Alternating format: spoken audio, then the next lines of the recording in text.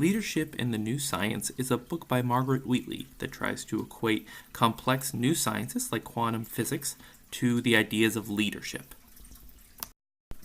During this video, I'm going to try and condense some of the bigger ideas from the book into about 10 or 15 minute video.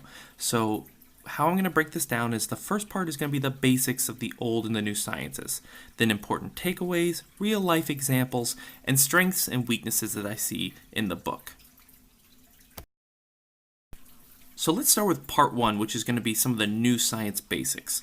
I do want to stress before we start that this is going to be a very, very basic overview. I am an English teacher, and some of these ideas are complex science. So let's go ahead and start with just the differences of Newtonian sciences and the new science. So before we can understand the new science that Wheatley discusses in her book, first we got to talk about the old sciences, which is kind of a Newtonian way of thinking. And this way of thinking is very organized, very direct. Consider it like you'd consider a machine being split into parts, right? Everything has a direct mechanistic function, and everything has a reason for being there. We do search for better methods, but we usually do it through our senses, which in themselves can be flawed. These ideas are the basic breakdown of kind of the old science. Consider it just like organizations or bureaucracies. Everybody has a function, everything has a place, and because of that, it can kind of slow things down, but we can have an organized system. So let's compare this with Wheatley's view of the new sciences. And the new sciences are going to be moving away from those Newtonian ideas and into things like thermodynamics, quantum physics, fields that I really have no true understanding of. They're big fields as opposed to a specific kind of point. She really stresses paying attention to relationships, how things interact. There's no real model for change. Everything is holistic as an organization, and most importantly, chaos. Now, this is something we're going to go over in depth more as the presentation continues, but Wheatley really stresses the idea that we need to move away from being organized and try and understand how to thrive in chaos, because that's how we get better. So now that we've gone over the basics of the old and the new sciences, I want to move on to important takeaways. I'm going to say a word, and I want you to think about how this word makes you feel. Chaos.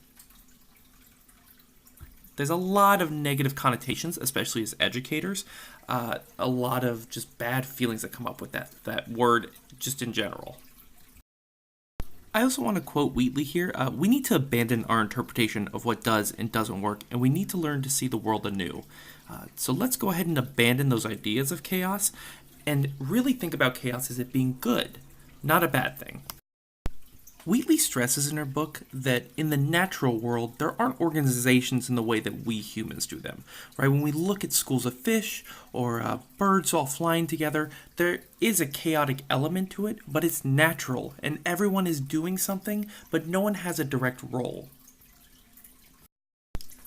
Wheatley writes that when faced with increasing levels of disturbance, these systems possess the innate ability to recognize themselves to deal with the next information. For this reason, they are called self-organizing systems.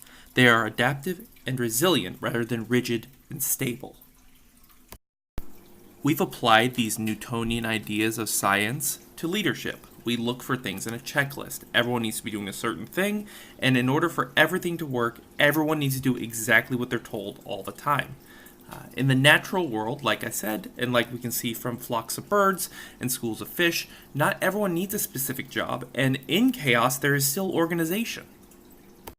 This is the big differentiator, because all this time we have created trouble for ourselves in organization by confusing control with order.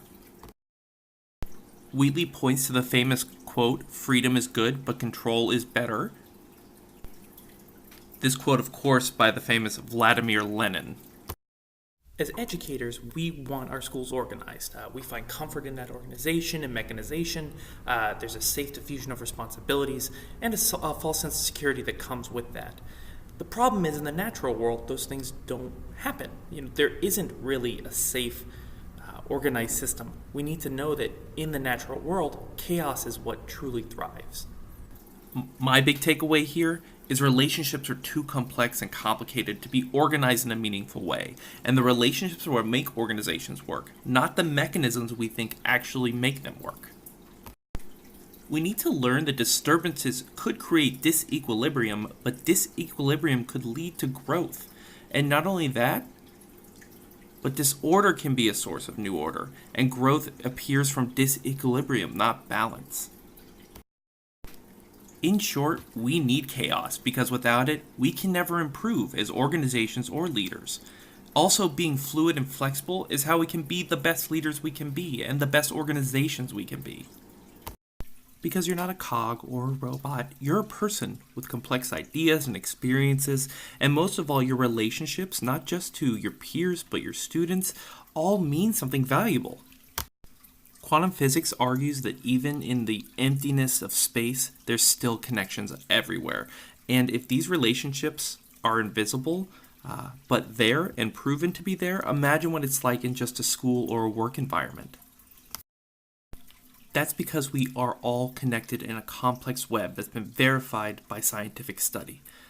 If it's true, which it is, how can we expect to control everything through meaningless bureaucratic organization? Consider the butterfly effect, and no, not this terrible movie. But the butterfly effect states that, in reference to chaos theory, a very minute localized change can set off a complex web of consequences. In other words, small actions can have huge unforeseeable consequences because of complex interconnections. Because of this complex web of relationships and interconnectedness, we can't look at things mechanistically or as parts in a bigger machine. We have to look at them holistically, because if one small thing can make a big change, like a butterfly's wings causing a huge storm somewhere around the world, and this idea that everything affects everything, nothing can be in a vacuum. Nothing can just be taken apart easily and fixed. We need to relinquish our illusion of control and learn to thrive in disequilibrium, because that's how we become better as organizations and leaders. Most importantly, remember that there is order in chaos. Wheatley writes that the best place we can see this is a playground, and on page 75 she says, "It seems that the very experiences these children seek are the ones we avoid. Disequilibrium, novelty, loss of control, surprise. These make for a good playground, but for a dangerous life. We avoid these things so much that if an organization were to take the form of a teeter-totter, we'd brace it up at both ends, turning it into a stable plank." If you're going to take one thing away from this presentation, let it be this. Organization isn't what's important, relationships are, and nothing can be more true for teachers. Also, current organizations are too rigid, and we need to move away into chaos and realize things can improve in disequilibrium and not fear some disorganization, because things can improve through those chaotic elements. Now let's move on to part 3, where I give real-life examples of these theories Wheatley came up with working. Let's start with a breakdown of organizations not working with why Hurricane Katrina was such a mess. Aside from it being a natural disaster, why was Katrina such a disaster after the disaster was over? Wheatley and various outside sources argued that a complete breakdown occurred. As flames blazed 400 miles away in New Orleans on Labor Day, about 600 firefighters from across the nation sat in an Atlanta hotel listening to a FEMA lecture on equal opportunity, sexual harassment, and customer service. Your job is going to be community relations, a FEMA official told them. According to Joel Calhoun, an assistant fire chief from Portage, Indiana, who was there, you'll be passing out FEMA pamphlets and our phone number. Now, this is from a Time magazine in 2005. Unfortunately, this was a general theme of Katrina. There was overall mismanagement. In the book, Wheatley also talks about there was a ship in the water with medical supplies and sailors ready to help, but no one knew where to send them, so they just sat in the water and didn't do anything. Not only that, general bureaucracy just slowed everything down. The organization that should have been focusing on helping people couldn't help people because people were setting regulations, bureaucrats were saying there were certain protocols, and because of all those things, no one knew exactly how they could help legally. Now, this was such a mess because FEMA was totally organized to the fact of being bureaucratic, as opposed to just letting people come in and help, like the 600 firefighters who were 400 miles away. They made them sit down and listen to a lecture on sexual harassment. Now, those things resulted in 2,000 people dying in Katrina alone and huge problems with the city still today. So now we're going to look at a different organization.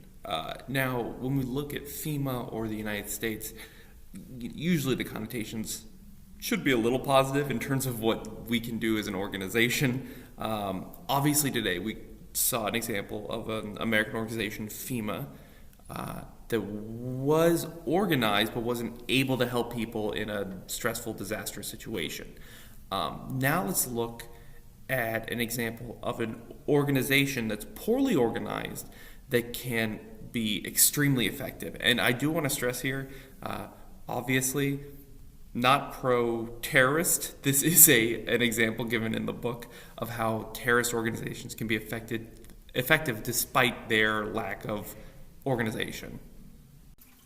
Wheatley poses the question, how is it possible that a few thousand enraged people can threaten the stability of the world? Also, how is it possible that the most powerful governments on Earth find themselves locked in a costly and fearsome struggle, diverting large amounts of resources and attention to suppress the action of a small group of fanatics? Wheatley provides this information on pages 179 through 181 regarding terrorist organizations. She states that we evaluate them using the wrong lens. And what she means by that is we look at them how we would consider a successful organization is run, which is incorrectly. We look at them, if we take out the leader, then how is everyone else going to act? Because that's how a normal organization, especially in the United States Army, would react to a situation. If a leader gets hurt, then what do the rest of the soldiers do? That's not how they work, because they are led by their passion, their rage, and their conviction, not necessarily these directives or rewards or even leaders. They're led through themselves, and they're deeply connected with their overall mission, which is to disrupt the world. Now it's my final part 4, strengths and weaknesses. Let's start with the strengths of Wheatley's book, because there are quite a few. I like moving away from over-the-top organization because I think that might be good. Consider government agencies like the DMV, how moving away from a bureaucratic system would really be helpful and beneficial to the populace. I also like the element of bringing hard science in to bridge the gap between leadership styles and the natural world. I did think that was a very creative idea. Now briefly, let's talk about the weaknesses of the book. The book itself was a dense read, and it could be very difficult to get through parts because of it. Also, some of the science elements seem stretched and forced to fit the ideas. Overall, I give the book about a 6.5 out of 10 if I was being honest with myself. Now, if you're interested in learning more, I'm going to put some additional links in the description below. And thank you very much for watching.